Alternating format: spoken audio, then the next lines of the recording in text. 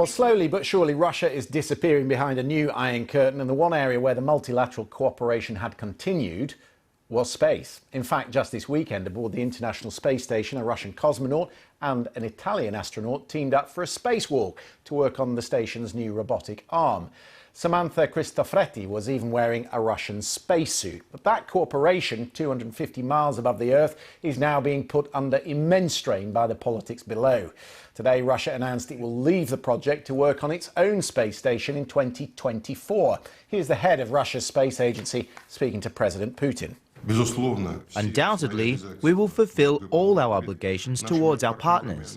But the decision on leaving this station after the year 2024 has been made. I think that by that time, we will start forming a Russian orbital station. So, the Russians going it alone, the Chinese are on their own. How does the West respond? Leroy Chiao is a former NASA astronaut and commander of the International Space Station. Leroy, great to see you. How important is this relationship that NASA has, I should say, with the Russian cosmonauts? The relationship is extremely important. In fact, it's crucial because both sides, because of the way the station went together for as far as what Russia could supply and what we could provide, it's such that we need each other. We need both control centers. We need both segments operating in concert for it to stay up in space. But I personally think that the statements today is mostly posturing because Russia really has no other choice. It's not like they have any extra money, especially with the invasion of Ukraine, to put towards an orbital station. And even if they did, the fact is that the United States brought Russia into the ISS program back in the mid-90s. We funded everything. The U.S. funded all the activities and all the construction in Russia. Even so, it took them 6 or 7 years to build the core module. So nothing's going to happen anytime soon unless they want to walk away from the ISS and from their own, human spaceflight program. A few years ago, Donald Trump introduced a U.S. Space Force. Do you worry that we're starting to stray into an offensive realm in space rather than a collaborative one?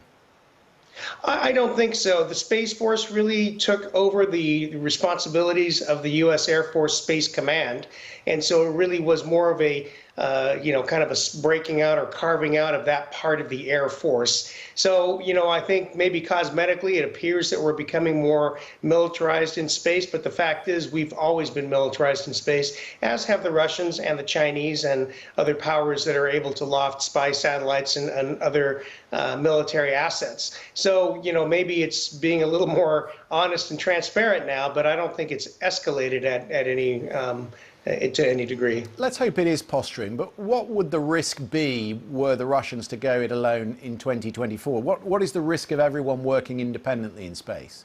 Sure. I mean, if the Russians do actually walk away in 2024, they're going to be pretty much walking away from their own human spaceflight program. But as I mentioned before, the ISS cannot operate without the Russian segment being controlled by the Russian Mission Control Center. And so therefore, the ISS program would end, for all the partners. But it surely has a bearing on spend going forward. I mean, if you are investing billions of dollars in a space program, you're unlikely, aren't you, with the current rhetoric we're hearing from the Kremlin, to involve the Russians in that? Well, at the time, every decision is made out of politics because of what is happening at the moment. And when we brought the Russians in, the Soviet Union not long before had fallen apart. There were some very real concerns about specialists in their space industry selling their services to countries like Iran and North Korea. And so a decision was made back then in the Clinton administration to find a way to prop up the specialists and the Russian space industry, and the idea was born out, hey, let's work together and bring them into the ISS program and also help them prop up their space station Mir until we can make that transition. So, and by and large, that was extremely successful. So up until very recently, I would say things have been going along quite well. Well, quite. Stephanie, let me bring you in on this. I mean, I find it quite depressing as someone who loves space things, and I watch them avidly when they appear on our televisions, to see an Italian wearing a Russian spacesuit, working so closely with a Russian, despite everything that's going on the planet. That's the sort of thing we cling on to. And then today we hear this news from Moscow. What did you make of it? Yeah, no, it is. It's true. I did 2 Russian spacewalks too. Of course, I've done American spacewalks before that, and it was a great experience to be able to put a Russian spacesuit on and go out and help with work on their segment. It was, big shining examples of international cooperation. And until very recently, starting with Dmitry Rogozin, the predecessor to the current director at Roscosmos, no country had politicized the ISS. That is, no country had overtly brought some kind of political message to reflect what was going on here on the ground up to ISS. So very sad for me to see personally that, the Russians have now brought these kinds of messages to ISS, and, the threats that were made under Rogozin and now the posturing that continues under his successor. It's a disappointment. Stephanie Brown-James, I was going to bring you in on that. Just give me your thoughts, what you made of it today. Yeah, I completely agree. I've always been super excited, and it felt good to know that at least in space, our countries can work collaboratively together, as well as be able to expand upon the work that each country does. This is a puzzle piece. And I really believe it takes all these countries working together in ISS to make sure that we can continue to have more exploration and not limit it.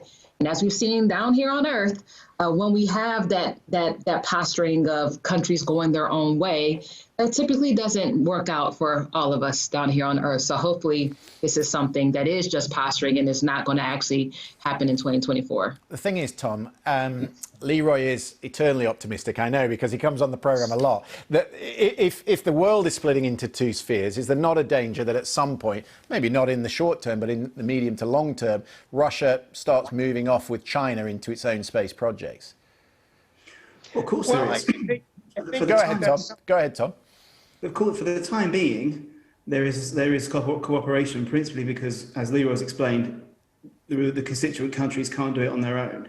It's not, by the way, it's not the final example of cooperation. Russia is still in on what's called ITER, isn't it? Which is the enormous cold fusion nuclear reactor that they're trying to build in France.